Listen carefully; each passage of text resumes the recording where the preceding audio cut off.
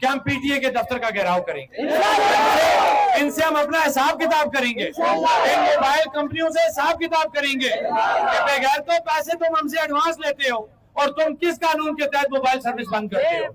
इंशाअल्लाह इस दफा इनको तक जवाब देंगे, इनसे पैसों का हिसाब लिया जाएगा, नहीं छोड़ेंगे। हमने बहुत सब्र किया, हमें जेरे बार किया गया बार बार।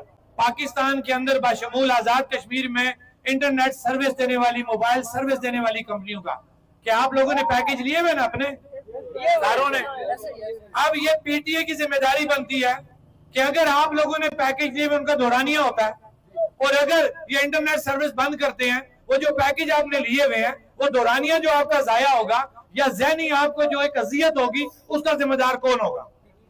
ये पीटीए इस चीज का जिम्मेदार है।